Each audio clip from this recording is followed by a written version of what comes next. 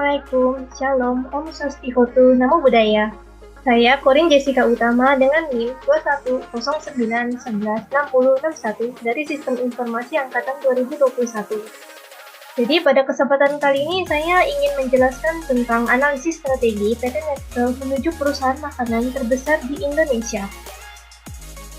Nah, pertama-tama mari kita mulai dulu dari background-nya. Jadi apa sih PT Nestle Indonesia itu? PT Nestle Indonesia ini dia tuh sendiri merupakan perusahaan yang bergerak di bagian bidang produksi makanan.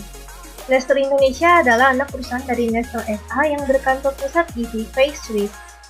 Nestle sendiri adalah perusahaan produk makanan terbesar di dunia. Di PT Nestle Indonesia ini tuh berdiri sejak tahun 1971 di Indonesia. Nestle ini beroperasi 3 pabrik, yaitu pabrik Kejayaan di Jawa Timur untuk mengolah produk susu seperti Denko, Bear Brand, pabrik Panjang di Lampung untuk mengolah kopi instan kayak Nescafe, serta pabrik Karawang di Jawa Barat untuk memproduksi Denko, Milo, dan Cerelac.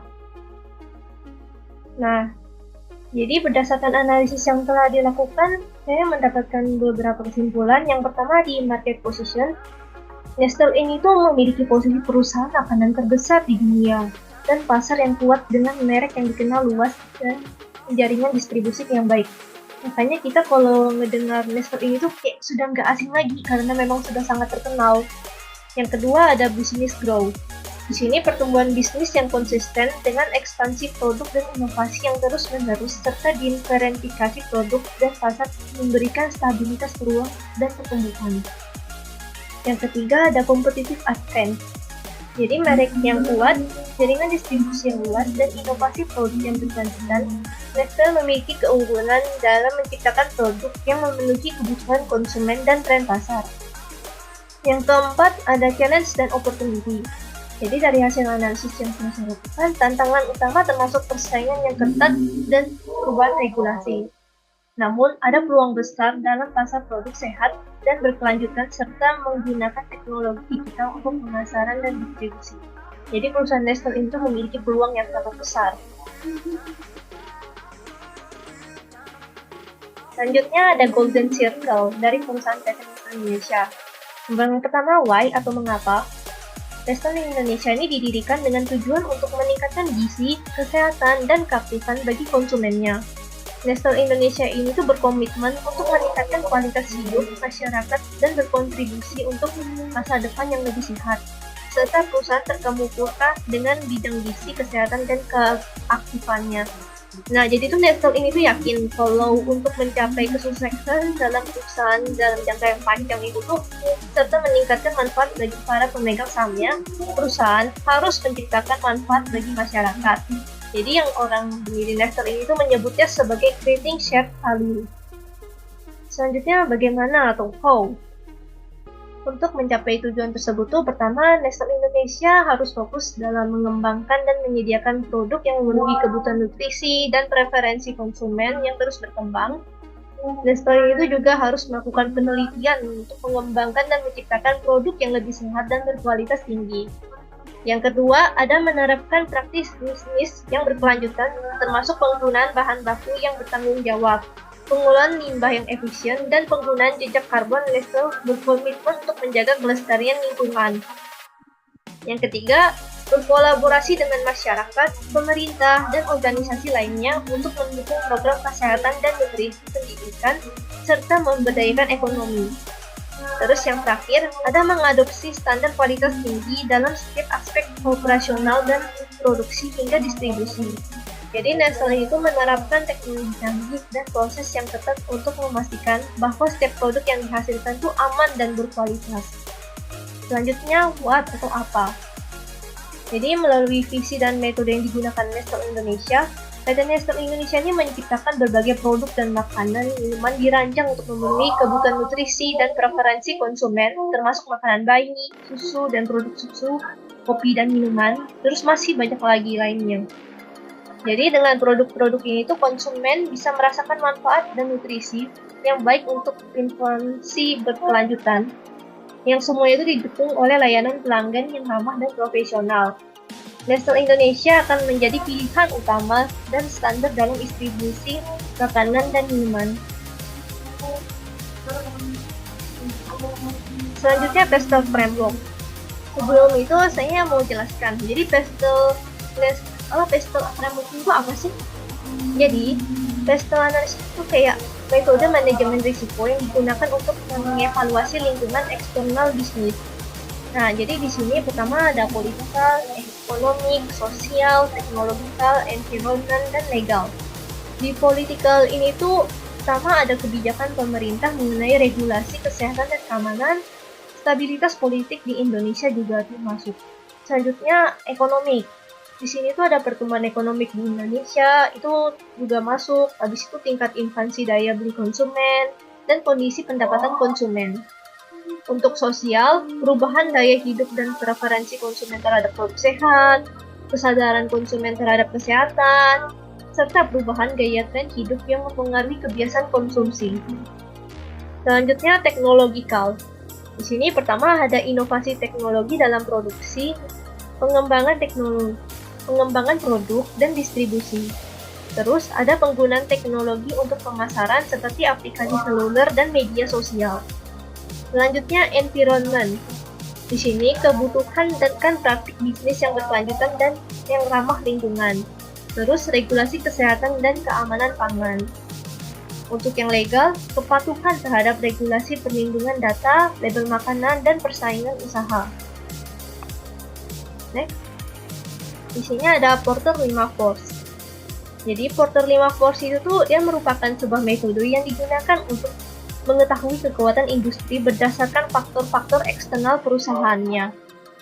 Ayo kita mulai aja. Pertama misalnya dari yang paling atas, kompetitor in industry. Jadi kompetitor dalam hal persaingan ketat dengan perusahaan multinasional kayak misalnya tuh Unilever, Danone, dan Kraft Heinz. Jadi ini tuh kayak dia tuh berkompetisi dengan industri-industri yang sudah ada, yang sama produknya itu. Selanjutnya, threat of new entry. Jadi ini tuh merupakan ancaman perusahaan baru dengan inovasi disruptif dapat menjadi ancaman potensial jika mereka mampu menawarkan produk yang lebih baik atau lebih murah lagi. Selanjutnya, kekuatan customer atau customer power. Jadi kekuatan ini tuh untuk menilai daya tawar atau kekuatan penawaran dari konsumen yang semakin tinggi daya tawar pembeli, semakin rendah juga profit atau laba yang akan didapatkan oleh perusahaan. Selanjutnya ada supplier power. Di sini kekuatan pemasok moderat karena Nestle memiliki jaringan pemasok global yang sangat luas. Namun ketergantungan pada bahan baku berkualitas tinggi memberikan daya tawar tertentu pada pemasok. Yang terakhir ada substitusi. Jadi ancaman ini itu terjadi jika pembeli atau konsumen berhadapan dengan produk pengganti yang lebih murah atau produk yang memiliki kualitas yang lebih baik dengan biaya pengalihan yang rendah. Dari sini juga saya ada ngelakuin analisis. Pertama masuknya pendatang baru, ini dia kategorinya termasuk ke dalam low. Kenapa?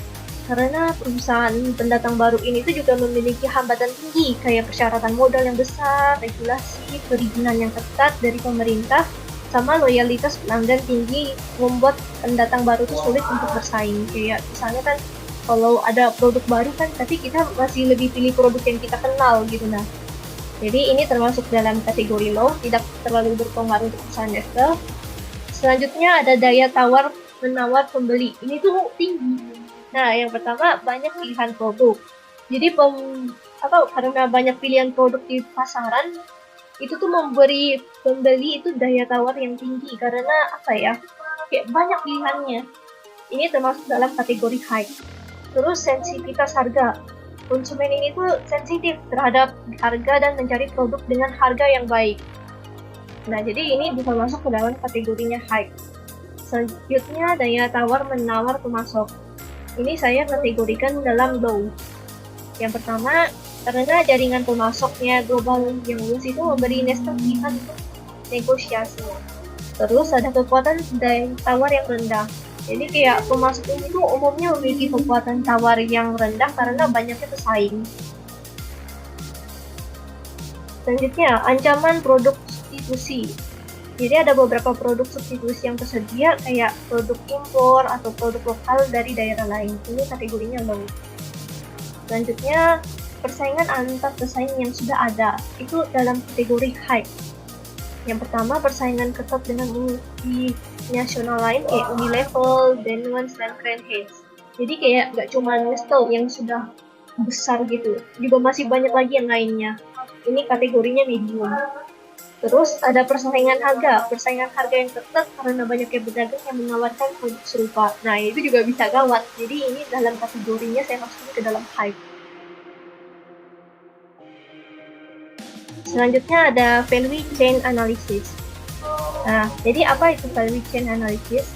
Ini merupakan sebuah proses analisis rantai nilai yang berupaya memahami bagaimana suatu bisnis dapat menciptakan nilai bagi para pelanggan dengan memeriksa kontribusi dan aktivitas-aktivitas yang berbeda dalam melakukan bisnis terhadap nilai tersebut. Jadi di sini ada primary activities sama support activities. Yang pertama, di bagian primary activities ada inbound logistik. Nah, ini tuh pengadaan bahan baku dan di berbagai pemasok lokal dan internasional. Terus ada operation. Di sini tuh proses produksi yang efisien dan berkualitas tinggi dengan teknologi canggih.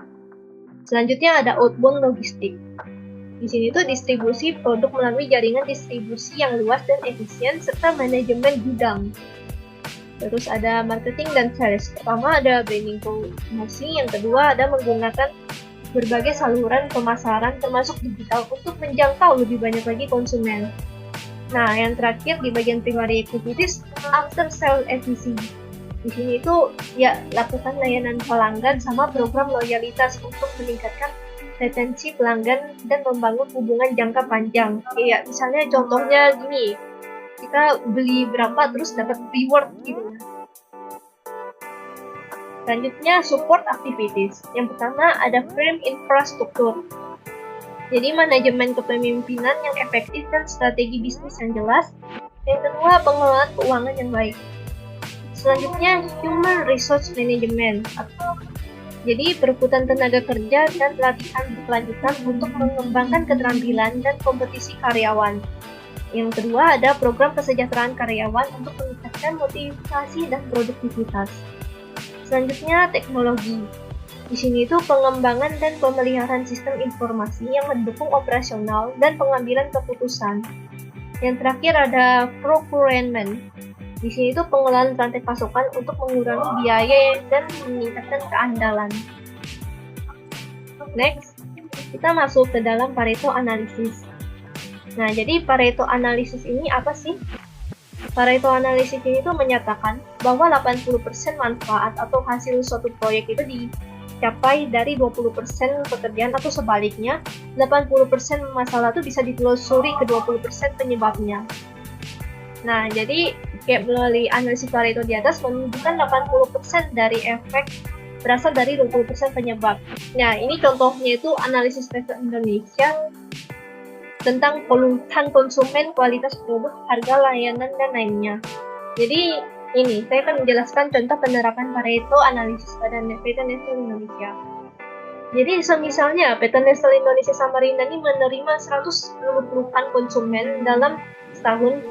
Terus jenis-jenis keluhannya itu ada pertama kualitas produknya, harga, layanan, dan lainnya.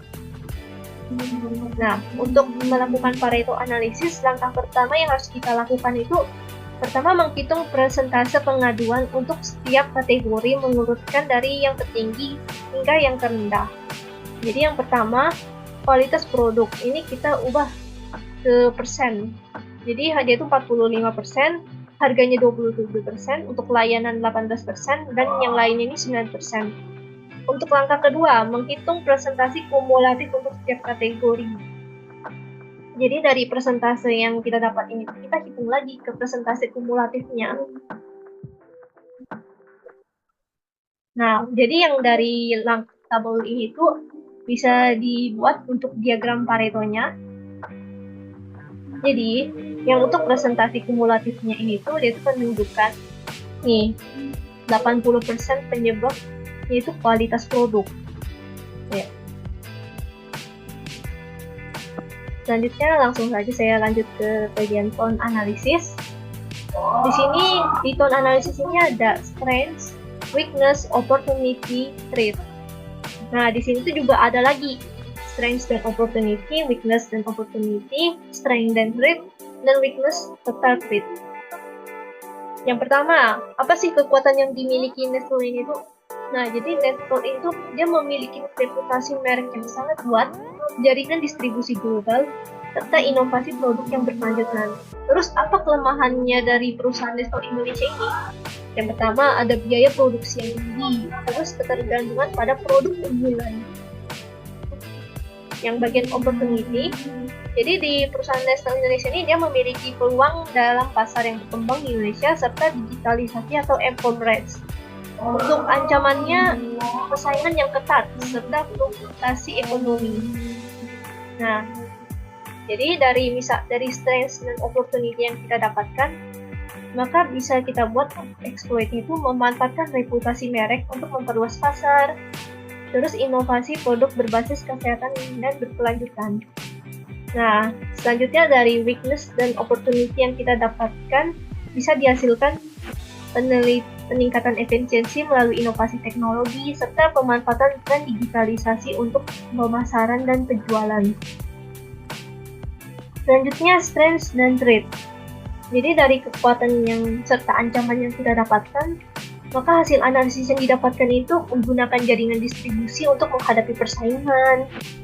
Yang kedua, komitmen pada keberlanjutan untuk mengatasi perubahan regulasi. Yang terakhir, weakness dan threat. Ya, ini tuh yang harus kita hindari. Untuk itu, kita tuh harus optimalisasi rantai pasokan untuk mengurangi biaya, serta peningkatan kepatuhan dalam manajemen risiko. Ini ada penjelasannya. Nah, jadi kenapa memanfaatkan reputasi merek untuk memperluas pasar? Jadi menggunakan reputasi merek yang kuat untuk memasuki pasar baru dan memperkenalkan produk-produk sehat dan berkelanjutan sesuai dengan tren konsumen. Terus ada inovasi produk berbasis kesehatan dan berkelanjutan, yaitu menggunakan kemampuan inovasi produk untuk mengembangkan dan memasarkan produk yang lebih sehat dan ramah lingkungan sesuai permintaan pasar yang berkembang. Selanjutnya, weakness dan opportunity atau akses. Jadi kan yang pertama ada menggunakan jaringan distribusi untuk menghadapi persaingan. Jadi di sini tuh Nestle Indonesia memanfaatkan jaringan distribusi mereka yang luas itu tuh buat meningkatin aksesibilitas dan ketersediaan produk untuk memenangkan persaingan di pasar. Yang kedua, ada komitmen pada keberlanjutan untuk mengatasi perubahan regulasi. Jadi di sini tuh memperkuat inisiatif keberlanjutan untuk memastikan kepatuhan terhadap regulasi pemerintah yang semakin ketat dan mendapatkan kepercayaan dari konsumen. Selanjutnya ada strength dan threat. Jadi yang tadi peningkatan efisiensi melalui inovasi teknologi. Nah, ini tuh menggunakan inovasi teknologi untuk meningkatkan efisiensi produk dan distribusi sehingga mengurangi biaya operasional. Selanjutnya ada pemanfaatan tren digitalisasi untuk pemasaran dan penjualan. Nah, jadi itu bisa dimanfaatin tren digitalisasi ini untuk memperkuat pemasaran penjualan produk melalui platform online.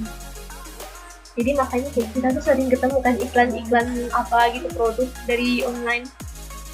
Selanjutnya ada weakness dan threat.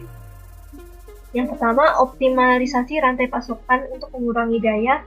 Di sini tuh meningkatkan efisiensi rantai pasokan untuk mengurangi biaya produksi dan ketergantungan pada bahan baku impor. Yang kedua, ada peningkatan kepatuhan dan manajemen risiko. Jadi mengembangkan sistem manajemen risiko yang solid untuk mengatasi perubahan regulasi dan kapitalisasi ekonomi.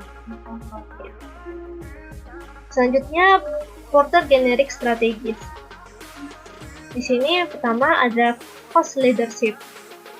Jadi mengoptimalisasi biaya produksi dan distribusi untuk menawarkan harga yang kompetitif, tetap fokus pada efisiensi operasional dan pengurangan biaya. Terus untuk differentiation leadership-nya menawarkan produk yang berkualitas tinggi dengan inovasi dan diferensiasi, terus mengembangkan produk unik untuk memenuhi kebutuhan spesifik konsumen. Selanjutnya, cost focus. Nah, jadi ini bisa membangun skala ekonomik untuk mencapai efisiensi biaya dan menawarkan produk dengan harga yang lebih kompetitif dibandingkan dengan kompetitornya. Yang terakhir ada differentiation focus. Di sini tuh menyediakan layanan pelanggan untuk meningkatkan kepuasan konsumen dan membangun loyalitas merek, serta mengembangkan produk-produk baru yang memenuhi kebutuhan dan selera konsumen yang terus berkembang. Selanjutnya, BCG Matrix. Nah, yang masuk dalam kategori Star yang pertama, itu air mineral Nestle, kopi Nestle, Nescafe atau Nestle, seperti Nescafe Latte, itu termasuk dalam kuadran bintang dari Matrix Basic Nestle. Jadi semakin banyaknya pelanggan yang sadar tentang kesehatan, produk-produk ini tuh berpotensi untuk menghasilkan ROI yang lebih besar nantinya. Terus untuk yang bagian tanda tanya, itu misalnya Nestle Everyday, Nestle Slim, dan Nestle Milk. Ini bisa membantu Jadi kayak dia tuh membantu adalah beberapa produk susu dan berbahan dasar susu dari rumah Nestle. Jadi kayak domain ini tuh memerlukan investasi lebih tinggi karena masih dalam tahap pengembangan.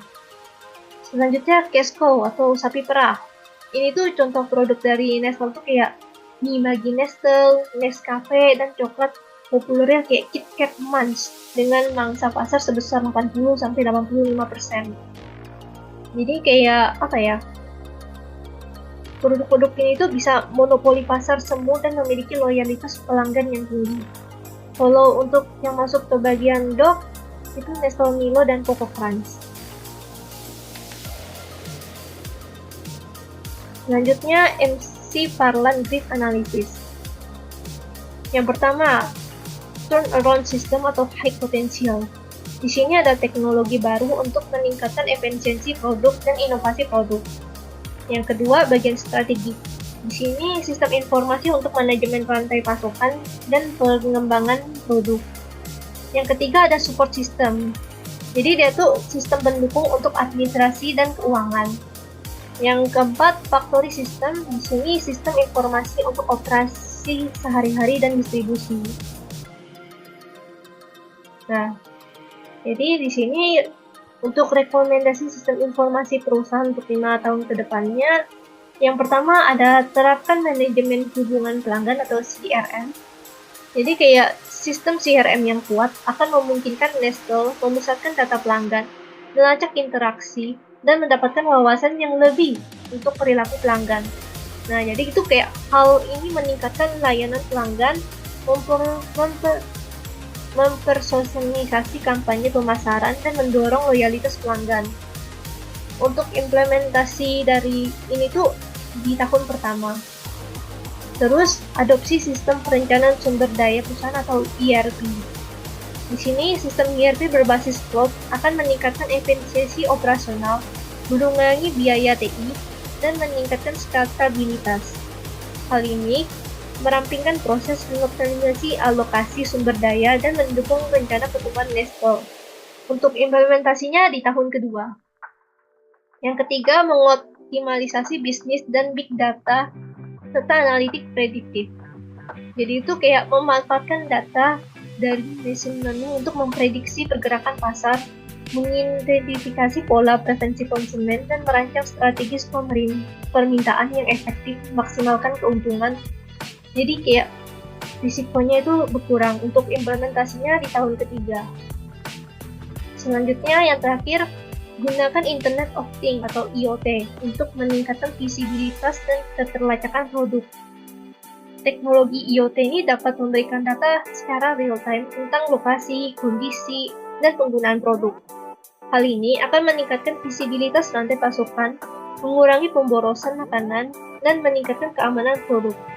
Untuk implementasinya ini di tahun keempat. Ya. Jadi, sekian untuk video pembahasan yang bisa saya sampaikan pada kesempatan kali ini. Kurang lebihnya saya mohon maaf jika terdapat kesalahan dalam penyampaian materi, dan maaf juga agak ribut di luar. Terima kasih.